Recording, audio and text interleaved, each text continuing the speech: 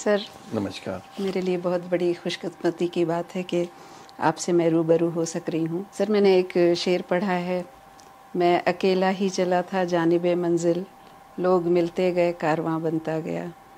और ये बात आपके लिए पूरी तरह साबित होती है कि आपके पीछे न सिर्फ इस देश के युवा खड़े हैं जो लॉयर हैं, बल्कि रोटरी की एक बहुत बड़ी कतार है जो आपके साथ खड़ी है। इसके अलावा आपकी जो सामाजिक साझेदारी है उसका भी कोई जवाब नहीं है, चाहे वो तनख्वाह मेमोरियल ट्रस्ट हो या राहत शिविर हो या किसी भी तरह का मेडिकल कैंप हो या दूर कहीं बैठा हुआ इंसान हो जिसको आपकी ज़रूरत हो। और सबसे ऊपर आप बहुत ही सक्सेसफुल लॉयर हैं, आपको किसी चीज़ की ज़रूरत नहीं है। तो आपके दिल में ऐसा क्या आता है जो आप इस तरह से लोगों की मदद करते हैं? पता नहीं, बचपन से मैं इसी तरह रहा हूँ। मैं जब छोटा था, जैसे मेरी सिस्टर बताती हैं, जब वॉर हुई तो मैं स्कूल या कॉलेज में था, मैंने एक फेट कराया और उस वक्त 5-10 हज़ार रुपये कुछ कलेक्ट हुए थे, वो पूरा मैंने वॉर विडोज़ को दे दिया। तब आर्मी चीफ आए थे Jabalpur, I am talking of 75। तो I was build like that, because मेरे को लगता है कि जब तक आप you have to think beyond your self. मतलब अगर आप अपने तक ही सीमित हो गए और अपने बारे में ही सोचते रहोगे, फिर आप में और उन लोगों में फ़र्क क्या है जो जिनमें मानवता नहीं है। सही कह रहे हैं सर। तो फिर मैं तो ऑलवेज इस थॉट प्रोसेस का था कि इंसान में इंसानियत होनी चाहिए, और मैंने उस इंसानियत को अपनी लाइफस्टाइल का एक पार्ट बनाया। अब दिस इज़ माई कैरेक्टर, ये दिस इज़ व्हाट माई, जो मैंने अपने घर में इथॉस देखा, जो मैंने पिताजी से सीखा, मैंने ये सब देखा और सीखा। इवन मैं अपने फादर लॉ की बात करूँगा, वो भी इसी टाइप के थे। तो मैंने ये फैमिली में, ये कहीं ना कहीं ये मैंने फैमिली से इनहेरिट भी किया, ये विरासत में मिला है। सर एक चीज़ है कि मैंने हमेशा आपको लोगों के लिए काम करते देखा है। कभी आप पर्सनल लेवल पे वेकेशन और दूसरी चीज़ें एंजॉय करते हैं? करता हूँ, क्यों नहीं करता हूँ, बट कम। इनफैक्ट दैट हमारी फैमिली का कंप्लेंट भी ये है कि तुम फैमिली को निगलेक्ट करते हो और दूसरों पे ज़्यादा ध्यान देते हो। तो उसको भी मैं करेक्ट करने की कोशिश कर रहा हूँ, क्योंकि अब ग्रैंड चिल्ड्रन हो गए हैं, मुझे भी लगता है कि मुझे ग्रैंड चिल्ड्रन के साथ खेलना चाहिए, थोड़ा वक्त देना और चाहिए। जो प्लेजर जो बच्चों से मिलने का होता है वो बार आपको फिर से नहीं मिलेगा। ये लाइफ एक ही लाइफ होती है जब आप ये सब चीज़ों एंजॉय कर सकते हो। So there has to be a balance in life. But yes, मेरा फर्स्ट इम्पल्स होता है कि कोई मदद, किसी ने मदद मांगी तो मदद करो। सर एक क्वेश्चन बहुत इम्पॉर्टेंट है कि कोर्ट ऑफ लॉ, जहाँ भी कोर्ट रूम होता है, वहाँ पे एग्रेसिव लॉयर्स को बहुत पसंद किया जाता है। अनलाइक आपका कैरेक्टर मैंने देखा है कि आप हमेशा बहुत सबमिसिव होते हैं और आप चाहते हैं कि इसका कोई समाधान निकल जाए और ज़्यादा इसमें लिटिगेशन का या लड़ाई का स्कोप ना रहे। ये एक ऐसी लॉयरिंग है जो मैंने आप में ही देखी है। देखिए, अपने अपनी कैरेक्टर होता है, अपना अपना स्टाइल होता है। मेरा कैरेक्टर जो है वो एक सोबर कैरेक्टर है, सोल्यूशन ओरिएंटेड कैरेक्टर है। मैं नहीं चाहता कि मेरे क्लाइंट को भी कोई एक्स्ट्राऑर्डिनरी रिलीफ मिले जो वो डिज़र्व नहीं करता है। मैं ये भी नहीं चाहता कि मेरा ऑपोजिट साइड को अगर कोई हक है वो उससे वो वंचित हो। तो इसलिए मेरी lawyering is very different from may be most other lawyers. I am always looking for justice, my quest is for justice. Lawyering उसका एक पार्ट होता है। और दूसरी चीज़, मेरे को जहाँ तक आवाज़ उठा के बात करने की बात है, मुझे तो वो बदतमीज़ी लगती है। और पुराने ज़माने में बदतमीज़ी एक्सेप्टेबल नहीं थी, कोर्ट में ना कोई करता था। एक आध आदमी जो करता था वो आइसोलेटेड होता था।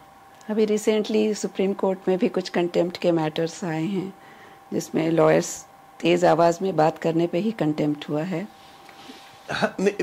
एज आई सेड कि टॉलरेंस लेवल्स इस वक्त बहुत शॉर्ट होते जा रहे हैं, और कई दफ़े मुझे ये भी फीलिंग होती है कि बेंच की रिमार्क्स भी प्रोवोकेटिव होते हैं। तो बेंच को भी लॉयर्स के प्रति प्रोवोकेटिव नहीं होना चाहिए, सम्मान से आप लोगों से बात करो, और लॉयर्स को भी बेंच के प्रति पूरा आदर रखना चाहिए। It's a two way traffic, मतलब ऐसा नहीं है कि खाली लॉयर्स ही खराब कंडक्ट रखते हैं, कई दफे बेंच के साथ भी प्रोवोकेटिव नेचर के बातें हो जाती। तो समवेयर हम लोगों को एक ओवरऑल इम्प्रूवमेंट करना पड़ेगा अपने स्टाइल में, अपनी प्रेजेंटेशन की स्टाइल में या कोर्ट कंडक्शन में। तो आपका मैसेज लोगों के लिए, जो लॉयर्स हैं उनके लिए यही होगा कि ज़रूरी नहीं है कि अपनी बात को बहुत तेज़ी से या तेज़ आवाज़ में की जाए, बल्कि इसको बहुत अच्छे सबमिसिव ढंग से भी किया जा सकता है और इस तरह से कोर्ट क्राफ्ट डेवलप कर सकते हैं। ये बहुत इम्पॉर्टेंट है सर। बाय द वे, मुझे नहीं लगता है कि जो बहुत तेज़ आवाज़ से बोलता है वो इम्प्रेस करता है। वो इंटिमिडेट कर सकता है, इम्प्रेस नहीं कर सकता है। इम्प्रेस तो वही करेगा जो बड़े शांतिप्रिय ढंग से सामान्य वे में अपनी बात को अच्छे से प्रेजेंट करके लॉजिकली कोर्ट के सामने रखता है और कोर्ट के कॉन्शियंस को अपील करता है और लॉ के इंटरप्रिटेशन को प्रॉपर्ली एक्सप्लेन करता है। और अगर मैं शाउटिंग ब्रिगेड का पार्ट हूंगा तो हो सकता है कि कोर्ट न्यूसेंस को रोके ना, बट आई एम श्योर कोई कोर्ट न्यूसेंस के साथ नहीं रहती है। यस सर, बिल्कुल सही कहा आपने। सर मैं लास्ट में एक ही बात जानना चाहूँगी कि मेरे ख्याल से 2008-9 की बात होगी, जब जो लॉ स्टूडेंट्स थे अलग अलग एग्ज़ाम्स देते थे सभी लॉ कॉलेजेस के, इफ़ आई एम करेक्ट। वो क्लैट का सिस्टम आपने किस तरह से इंट्रोड्यूस कराया सर? वो बहुत ज़रूरी है लॉ स्टूडेंट्स को जानना। देखिए ये मेरे डॉक्यूमेंट्री का भी पार्ट है। वो डॉक्यूमेंट्री का बल्कि न्यूयॉर्क में भी फिल्म फेस्टिवल में अभी 21 जून को जी सर, हमने भी देखा है वो। और कांस में भी उसको इनवाइट मिला है अभी 14 और 20 मई के बीच में। तो उसमें मैंने बताया कि वरुण जो मेरा बेटा है उसने लॉ कंप्लीट किया था, आई थिंक 2007 की बात होगी, मुझे ऐसा याद है। और 2007 में उसने 7-8 पता नहीं कितने परीक्षाएं दी, हर यूनिवर्सिटी की अलग परीक्षा होती थी। तो मैं लेने जाता था, उसको छोड़ के आता था, लेके आता था, छोड़ के जाता था, लेके आता था। ये 3 दिन तक मैं यही कर रहा था। तो मेरे को लगा कि भाई जब मेडिकल की जॉइंट एंट्रेंस टेस्ट हो सकती है, इंजीनियरिंग की होती है, मैनेजमेंट की होती है, तो लॉ की क्यों नहीं हो सकती? ये सोच के मैं सुप्रीम कोर्ट गया था। सुप्रीम कोर्ट में जस्टिस बालाकृष्णन और जस्टिस नावलेकर की बेंच थी। तो बड़ा टाइम लगा मुझे उनको कन्विंस करने में, क्योंकि बालाकृष्णन जी उस वक्त मेरे से कंटिन्यूसली कह रहे थे कि बड़ा डिफिकल्ट होगा कि हर लॉ यूनिवर्सिटी अलग एक्ट से बनती है, वो स्टेट एक्ट होता है, स्टेट के चीफ जस्टिस उसके वो विजिटर होते हैं सुप्रीम कोर्ट, या चीफ जस्टिस उसके पेट्रन होते हैं, उसका अलग बोर्ड होता है। तो मैंने कहा साहब हर मैनेजमेंट इंस्टीट्यूट भी तो अलग होता है, हर इंजीनियरिंग कॉलेज भी तो अलग होता है, हर मेडिकल कॉलेज भी तो अलग होता है, बट जब you can have one entrance test for them, why not for law? तो जब ये सब बहस चलती रही काफ़ी देर तक, तो फिर आई थिंक नवलेकर साहब इंटरवीन एंड ही सेड कि let's give him a chance, because ये चीज़ अपीलिंग है और एक पब्लिक इंटरेस्ट की है। तो उन्होंने नोटिस इशू किया। उस वक्त सुनील कुमार जी HRD के एडिशनल सेक्रेटरी होते थे आपके मध्य प्रदेश, और फिर बाद में छत्तीसगढ़ कर्नाटक का थे।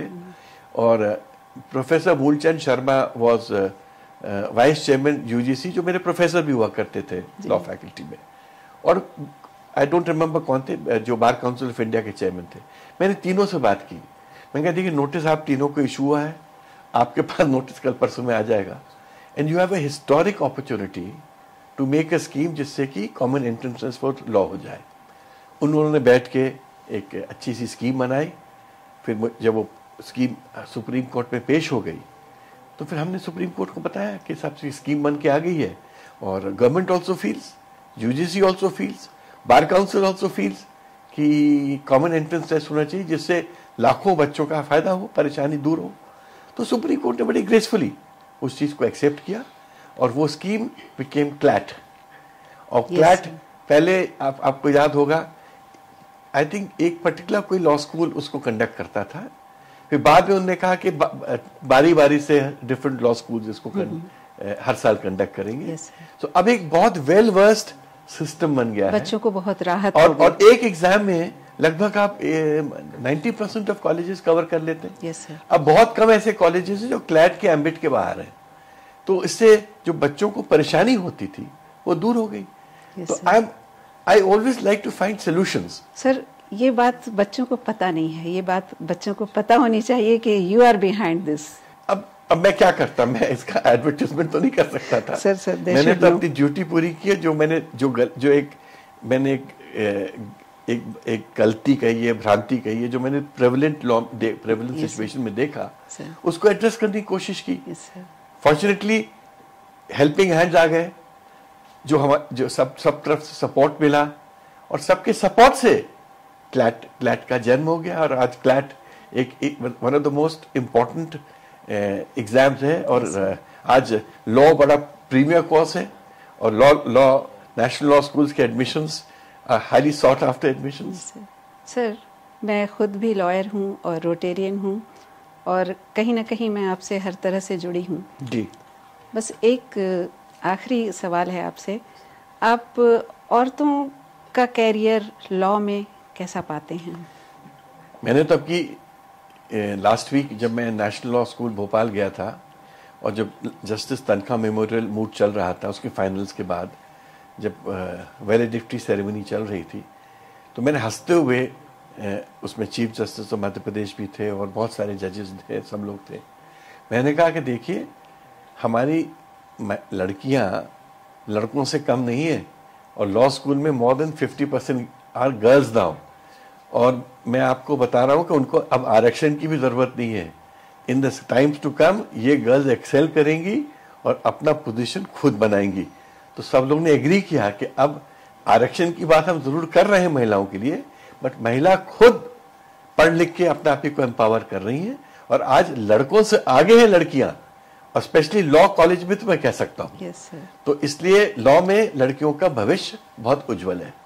Yes sir, thank you so much sir. Thank you.